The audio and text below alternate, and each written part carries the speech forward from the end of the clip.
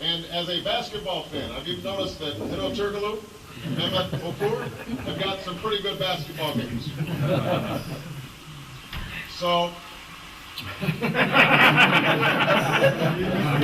United States and Turkey have not always agreed on every issue. That's to be expected, knowing that the two nations do.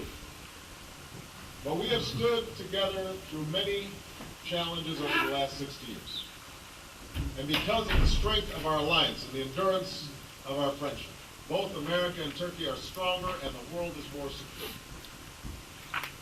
Now, our two democracies are confronted by an unprecedented set of challenges. An economic crisis that recognizes no borders.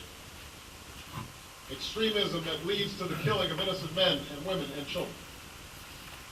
Strains on our energy supply and a changing climate. The proliferation of the world's deadliest weapons and the persistence of tragic conflict. These are the great tests of our young century.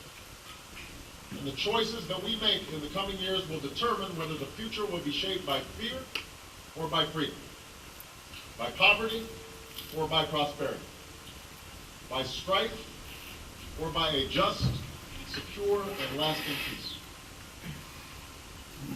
This much is certain. No one nation can confront these challenges alone, and all nations have a stake in overcoming them. That is why we must listen to one another and seek common ground. That is why we must build on our mutual interests and rise above our differences. We are stronger when we act together. That is the message that I have carried with me throughout this trip to Europe. Every challenge that we face is more easily met if we tend to our own democratic foundation. And this work is never over. That's why in the United States we recently ordered the prison at Guantanamo Bay closed. That's why we prohibited, without exception or equivocation, the use of torture. All of us have to change, and sometimes change is hard. And when we consider the challenges before us on issue after issue, we share common goals. In the Middle East, we share the goal of a lasting peace between Israel and its neighbors. And let me be clear, the United States strongly supports the goal of two states, Israel and Palestine, living side by side in peace and security. That is a goal shared by Palestinians, Israelis, and people of goodwill around the world. That is a goal that the parties agreed to in the roadmap and at Annapolis. That is a goal that I will actively pursue as President of the United States. Make no mistake though, Iraq, Turkey, and the United States face a common threat from terrorism. That includes the al-Qaeda terrorists who have sought to drive Iraqis apart and destroy their country. That includes the PKK. There is no excuse for terror against any nation.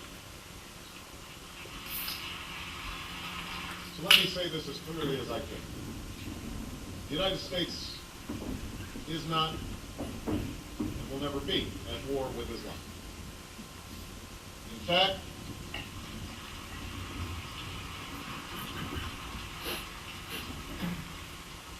fact, our partnership with the Muslim world is critical, not just in rolling back the violent ideologies that people of all faiths reject, but also to strengthen opportunity for all to speak.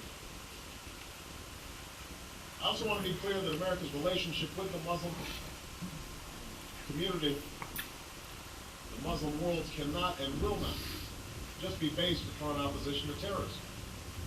We seek broader engagement based on mutual interest and mutual respect. We will listen carefully, we will bridge misunderstandings, and we will seek common ground.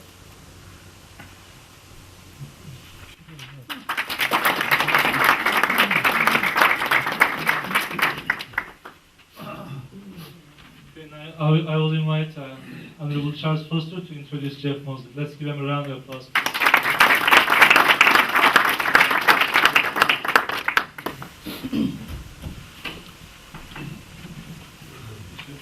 Thank you, Ali. This is a pleasure to introduce Jeff Moseley, and I've been asked to say one word about the Rainbow Turkish House. But before I do, as an American, I think we're all proud of our president, proud of the fact that he early in his administration visited Turkey and recognized the importance of our bilateral relationship and also the importance of the Turkish community.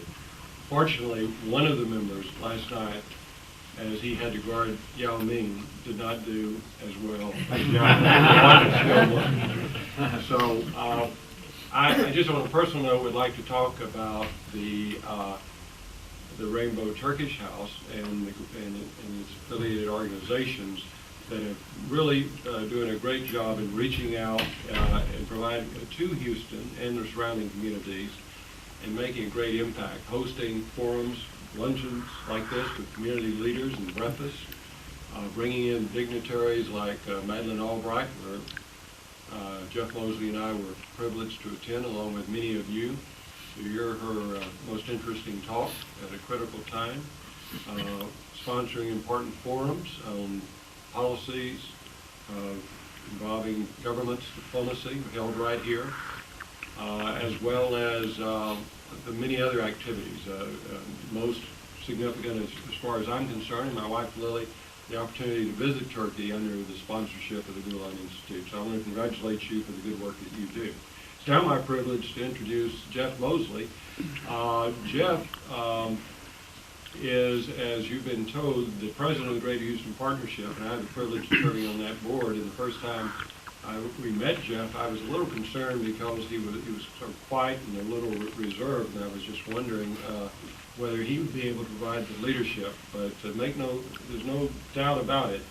Jeff is a great leader of the Greater Houston Partnership, and he'll tell you what that means, but it's essentially the leadership of our business community. He's fearless. He takes on big and important issues that some of his predecessors may not have been willing to do so. I might say he's a great internationalist, as evidenced by his presence here, and that's in part, I think, because he at a critical age lived abroad. By the way, like our president, I think that shapes his moral views, which I use in a very positive way. Jeff's father was a professor and taught in Ethiopia, and so Jeff is a student that lived in Ethiopia. And I think that was a very important, I'm sure he would say, a significant part of growing up. He has a political career, which is, I think, important. One of Jeff often refers to Sam Rayburn. Rayburn said you got to be elected first before you really know how to deal with the real world. And Jeff was elected a county judge. You've met our county judge. You've had him here, but Jeff was county judge of Denton County before our governor appointed him as to chair our economic development effort on behalf of the state of Texas. And then we as a partnership lured him away, and he now serves as our president. So please welcome Jeff Moseley. Thank you, Charles. What a delight to be with you on this beautiful day. Aren't we blessed to live in Houston in this beautiful climate? And rumor has it that perhaps Charles may even be leading a mission to Turkey next year. He's been talking with me and some other business leaders about traveling to Turkey in the near months, and so I look forward to hearing more about how we might put that trade mission together. Charles Foster, thank you for your leadership to our community. It is a tremendous blessing to be in a community that is so internationally diverse, and Charles and Lily are right at the forefront of that, and I appreciate the fact that I get to work with business leaders like Charles to make our region even more global and more competitive. I echo what Charles has said. It does all of us proud to see our president being very active in the international community, and of course we were pleased